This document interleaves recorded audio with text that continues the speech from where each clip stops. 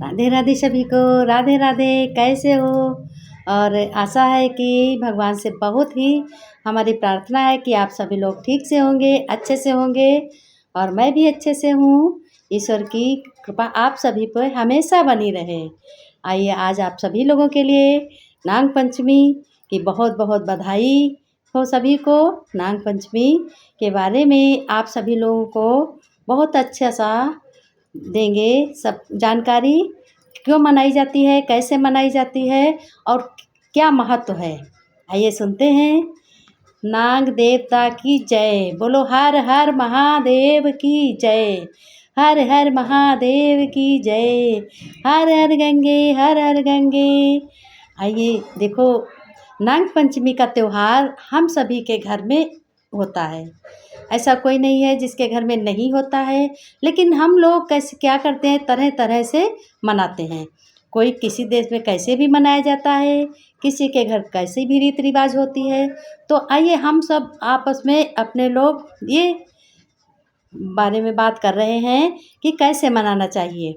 देखो, नाग पंचमी के दिन हमारे भाई बहनों देखो क्या हुआ था, क्योंकि अर्जुन के जो पुत्र थे, राजा परीक्षित के जो पुत्र थे, अर्जुन के पुत्र राजा परीक्षित थे। और राजा परीक्षित के पुत्र जो थे वो जन्मेजय थे। जन्मेजय ने अपने पिता की मृत्यु का बदला लेने के लिए क्या किया था? सर्प यज्ञ किया था। सर्पों का यज्ञ किया था कि जैसे सारे सर्प चले जाएंगे धरती से तो किसी को डर नहीं रहेगा। इसलिए जन्मेजय के पिता राजा परीक्षित की मृत्यु रक्षक नाम का सांप जो था, तक्षक नाम का जो सांप था, वो काटने से हुई थी। किसकी? राजा परीक्षित की मृत्यु जो थी वो तक्षक सांप जो था उसके काटने से उनकी मृत्यु हो गई थी। तो इस यज्ञ में सभी नाग जलने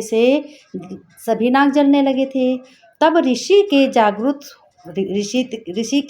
जागृत ने सभी नाग जलने लगे। सभी नाग जलने लगे। तब ऋषि के जागृत के पुत्र आस्तिक मुनि ने यज्ञ को क्या किया? यज्ञ को रोक दिया। फिर उन्होंने क्या कहा?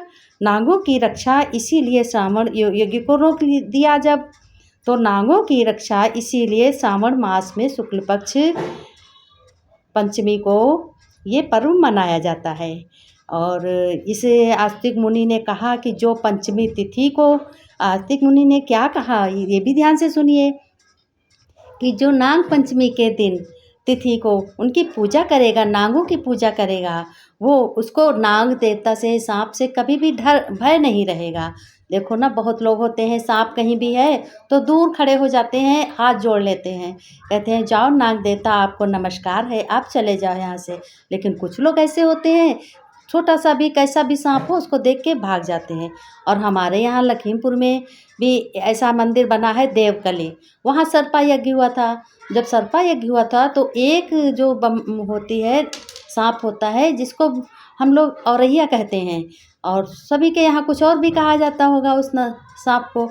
तो वो सांप जो तो विष्णु जी के सिंहासन में चिपट गई, तो वो बच गई थी। जब वो बच गई तो उसी से फिर नाग सब हो गए, इकट्ठा हो गए, सब उत्पत्ति हो गई। इसीलिए नाग आज धरती पे नाग, सांप, तरह तरह के सांप, तरह तरह के नाग हैं। तो इसलिए देखो, इस नाग पंचमी के रूप में मनाया जाता है कि सब लोग नाग देवता को दूध पिलाते हैं और मंदिर जाते हैं, पूजा प्रतिष्ठा करते हैं। अपने घर में भी बहुत अच्छे तरीके से चने छौंकते हैं और खीर भी बनाते हैं, दूध भी चढ़ाते हैं और सबको खिलाते पिलाते हैं, कन्याओं को भी खिलाते हैं। अपने आप बहुत ही अच्छे तरीके से मनाया जाता है। और देखो, कई गाँव में हम लोग क्या करते, छोटी छोटी बच्चियाँ थी, हम लोग खुद ही करते थे।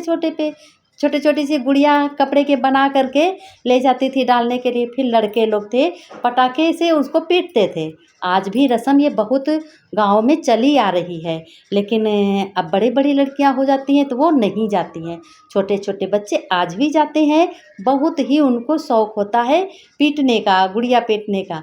तो दिन भर से तैयारी करते हैं, पटाखे लाओ और तरह तरह के कपड़े लड़कियां पहनती, हरी चूड़ियां पहनती हैं, राज श्रृंगार करती, बहुत अच्छे से तैयार होके जाती हैं। तो इसलिए देखो, आप सभी लोगों को ये वीडियो पसंद आया होगा तो आप सभी लोग इसको लाइक करना, कमेंट करना, शेयर करना, और जो भी जैसा लगा कमेंट में करके बताना। आज का यही विराम देते हैं और सभी को नमस्ते, शुक्र हो। और आज बस इतना ही है, आप सभी लोगों को अब यही विराम देते हैं।